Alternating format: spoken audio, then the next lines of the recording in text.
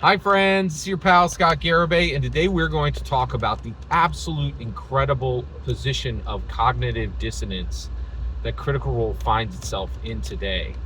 And I wanted to stop and we have to recognize this incredibly important moment in Dungeons and Dragons history. Um, Critical Role, all eight of the physicals and the one incorporeal, right? They have this massive decision to make, and it is so weird for them. And we haven't talked about this. So, Matthew Mercer and Marisha Ray, Travis Willingham and Laura Bailey, Ashley Johnson and Sam Riegel, Taliesin Jaffe and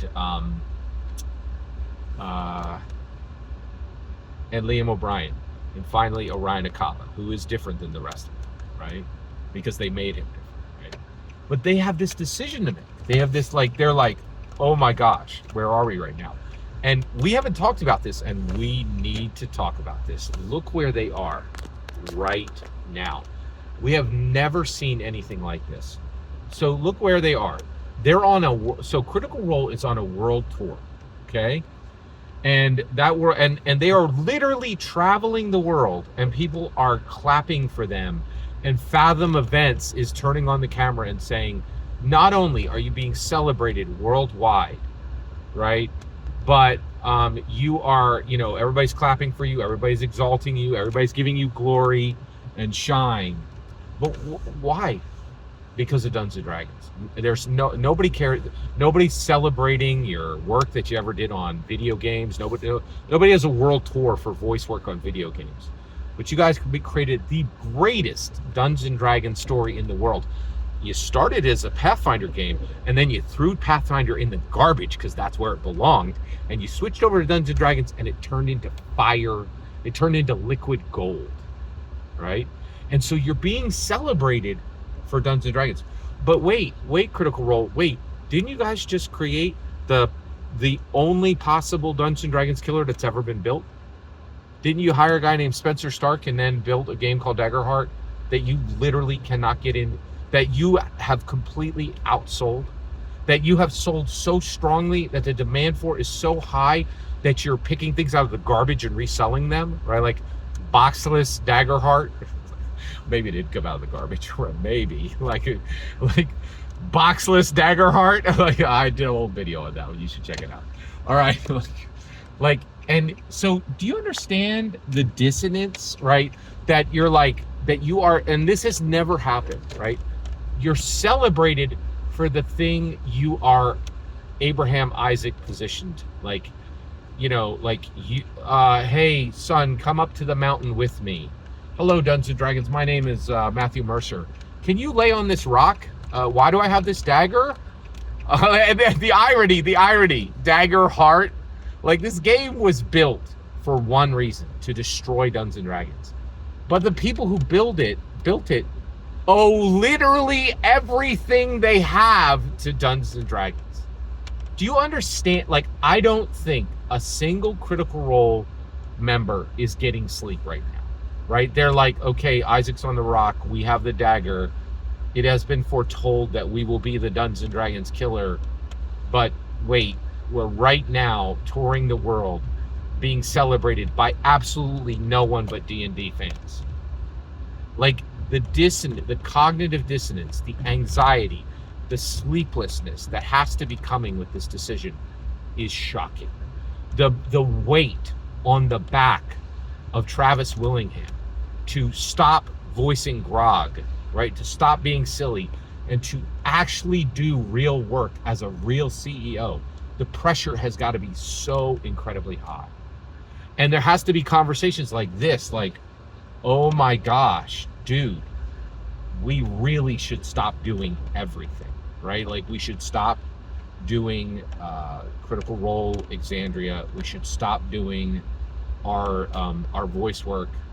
We're where Gary Gygax was. We have the ability to change the world. We have the ability to be the D&D replacement. Billions of dollars on the line. Lego and Funko and Fortnite, that could all be ours. Hollywood blockbuster films with red carpets could be ours. but not if we one cheek it. Not if we've done what we've done every single day and always make the easy choice. What if one of us tells the rest of us, seal your flapping maw, get your pencil out, it's time to work. It's time to grind, right? We can't do what we've done forever. We can't do both. We can't be the #1 D&D storytellers in the world while we keep our regular day job, right? Which is exactly what they did. They have never committed to anything. They've never committed to their video game voice work, and they've never committed to D&D. They've done one cheeked. And get this, doing it one cheek, they did better than everybody was doing it full cheeked, right? They're incredible. They have won, but they're not going to be able to continue to do this. They've added a third thing, which is destroy the thing that made you. Destroy the thing that made you. Daggerheart. A heart in the dagger, a dagger in the heart of Dungeons and Dragons. They've come to kill it. They've come to kill the thing that made them. Do you understand? No one in the world has a decision like this, right? Now, why am I talking to you about this? Because I am literally the only person in the world who understands Dungeons and Dragons history. That's ridiculous, Scott. There's 100 guys who understand Dungeons and Dragons history. No, that's not correct. There are 100 other people who loves Dungeons and Dragons history. Let me tell you who loves Dungeons and Dragons history. It's all grognards, old white dudes who are like, remember 1984? Remember when everything was good and nothing sucked and there was no women in the design of Dungeons and Dragons? Wasn't that sweet? No, it wasn't. No, it wasn't. It sucked. And all of your academia and all of your books and it's all useless, right? The vast majority of D&D history, could throw it in a garbage can because it's all marinated in prejudice and nostalgia, right? Like this desire, remember when? I'm the only dude in the world who has studied the history and loves the now and is excited about the future. Oh, I run an entire, oh my goodness, I'm so into D&D, but I only play 2nd edition. I really don't like 5th edition. I haven't read even 3 books of it, but boy, do I hate it.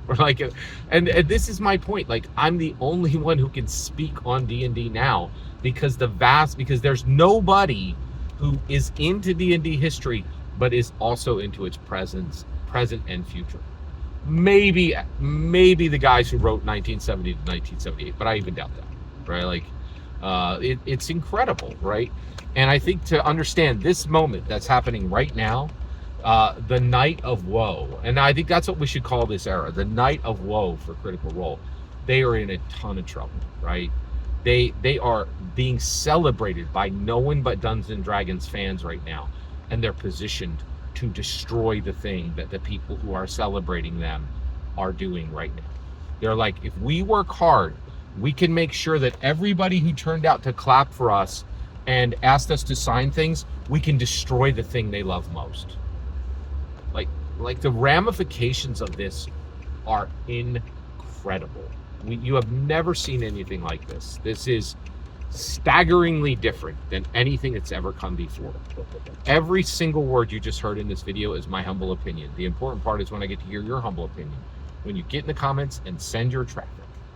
Please consider liking and subscribing and have a fetch millennium.